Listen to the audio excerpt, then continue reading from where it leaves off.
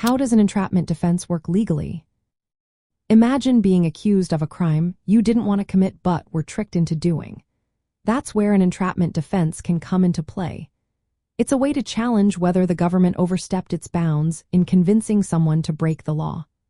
This defense is used in criminal cases to argue that the defendant was induced or coerced by a government agent, like a police officer, to commit a crime they otherwise wouldn't have done. It's not a crime itself but an argument that can lead to a not guilty verdict.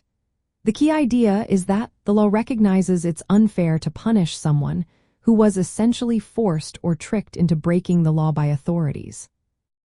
To use this defense successfully, two main points must be proven.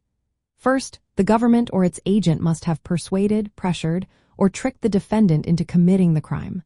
This can involve threats, repeated persuasion, or other improper tactics.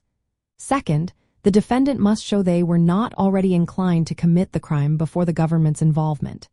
This means they weren't predisposed or ready to do it on their own. If both these points are proven, the court can decide that the defendant was not truly responsible for the crime because they were manipulated by law enforcement. In practice, the defendant or their lawyer will gather evidence showing how the government agent acted and how the defendant's background or character suggests they wouldn't have committed the crime without the government's influence. This might include testimonies, recordings, or other proof of improper conduct. The court then looks at whether the government's actions went beyond just providing an opportunity to commit a crime and instead involved improper inducement. Different courts might apply slightly different tests. Some focus on the defendant's mindset and whether they were predisposed to commit the crime before government involvement. Others look at whether the government's conduct would have tricked an ordinary law-abiding person into doing the same thing.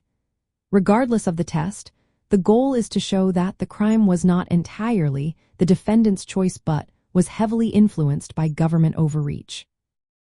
In the end, if the defense proves that the government induced the crime and the defendant was not predisposed, the case can be dismissed. This protects individuals from unfair tactics used by law enforcement and ensures that only those who choose to commit crimes without undue influence are held accountable.